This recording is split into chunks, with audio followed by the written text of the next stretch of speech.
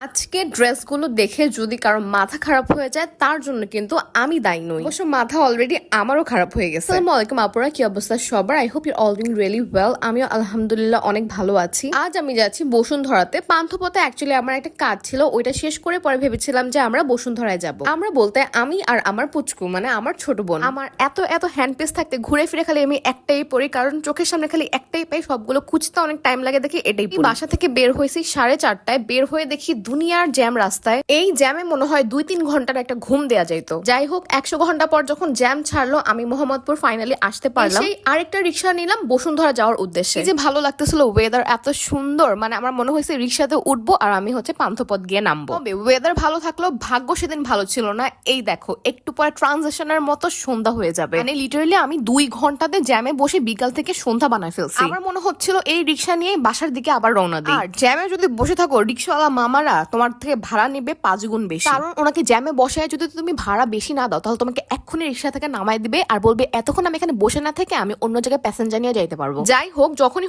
পান্থপথের কাজ শেষ করে আমি বসুন্ধরাতে ঢুকলাম। ঢুকেই দেখলাম প্রত্যেকটা শপে সেল চলতেছে। একদম 50 থেকে 70% পর্যন্ত তোমার সেল চলতেছে। তবে ইন্টারেস্টিং ব্যাপার কি জানো, যেগুলো পছন্দ হচ্ছিল 50 থেকে 70% ডিসকাউন্ট দেওয়ার পর এক একটার প্রাইস আসতেছে 5 থেকে 6,000 টাকা। ওকেশন ছাড়া একদম এক্সপেন্সিভ ড্রেস কিনিও না। আর যখনই আমার ওকেশনালি কোনো ড্রেস প্রয়োজন হয় তখন আমি এই অফারগুলো একদমই পাই না। কিন্তু আমি না এমন এমন কিছু ড্রেস দেখছি যেগুলো মনে হয়েছে কি 2-3 বার পরার পর ধোয়ার পর তারপর এগুলোকে ঝুলায় রাখছে, আর ওইগুলোর প্রাইস 4,500 থেকে 5,000 টাকা। তবে আমার এমন এমন কিছু ড্রেস দেখা হয়েছে যেগুলো এত সুন্দর মনে হয়েছে কি এখনই নিয়ে পরে ফেলে। যাওয়ার পর নিজেকে যে কিভাবে কন্ট্রোল করছি, একটা ড্রেস আমার এত পছন্দ হয়েছে।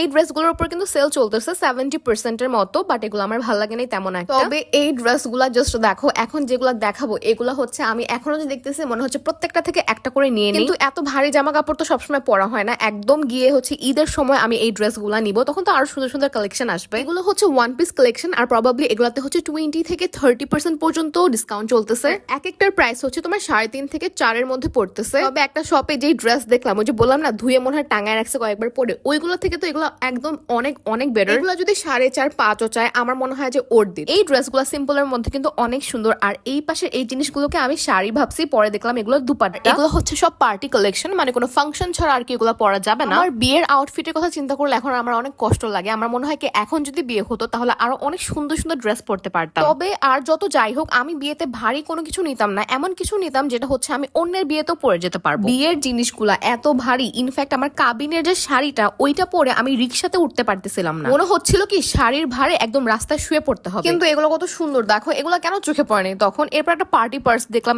এত চিকিমিকি। এটা নিয়ে কোনো পার্টিতে গেলে সবাই তোমার হাতের দিকে তাকায় থাকবে। সুন্দর ছিল, ভালো লাগছে। আমার একটা ক্লাচ কিনতে হবে, এটা দেখার পর মনে পড়ছে। এরপর বসুন্ধরা থেকে বাইরে বের হয়ে গেলাম, দেখলাম যে মনে হয় রাত 12টার উপরে বাজে। এরপর একটা শান্ত বিড়াল দেখলাম যেটা খাবার জন্য বসেছিল, পরে আমরা খাবার দিছি ওকে। একটু পরে সামনে যেতে আমার একটা ফলোয়ারের সাথে আমার দেখা হয়েছে, আর আমার সাথে সেলফি নিয়েছে। আমার এত শরম লাগতেছিল তখন, কেউ আমাকে চিনে ফেললে আমার অনেক শরম লাগে ভাই। তারপর আমরা খাবার খেতে গেলাম, আর তো পিপাসা পাইছে আমাদের, মনে হয়েছে যে আমরা রোজা রাখছি। কিন্তু আমাদের এই জায়গায় এসে খাওয়ার ইচ্ছা ছিল দেখে আমরা বাইরে কিছুই খাই নাই। পরে আমরা দুইজন মিলে অনেক হাসাহাসি করতেছিলাম, আড্ডা দিতেছিলাম। কিন্তু এখানে একটা ক্লিপ মিস হয়ে গেছে। আমরা দুজন দুইটা ঘড়ি কিনছিলাম, এত সুন্দর হয়েছে ঘড়িগুলো, এত সুন্দর হয়েছে। ক্লিপটা মনে হয় নেই হয় না। মাঝে মাঝে আমি ভিডিও করি, কিন্তু আমি ভিডিও অন না করেই করতে থাকি। অন্য একদিন দেখাই দিবনি, ওকে? এরপর আমরা খাচ্ছি, তারপর আবার আড্ডা দিতেছি, আবার হাসাহাসি করতেছি। আর এর মধ্যে আম্মু আমাদের 100 বার ফোন দিতেছে, আর আমাদের ফোনে নেটওয়ার্ক ছিল না, এই জন্য আম্মু আমাদের পায়নি। আম্মু ভাবছে আমরা কিডন্যাপ হয়ে গেছি। পরে আমরা ধানমন্ডি 32-এ আসলাম, আর ধানমন্ডি 32 এখন পুরো ওপেন করে দিচ্ছে। এই জন্য এত ভালো লাগে, এত মানুষ আড্ডা দেয় এখানে। আমরা দুই বোন দুইটা হ্যান্ড পিস কিনেছি, আর ইয়ারিং গুলো এত সুন্দর ছিল।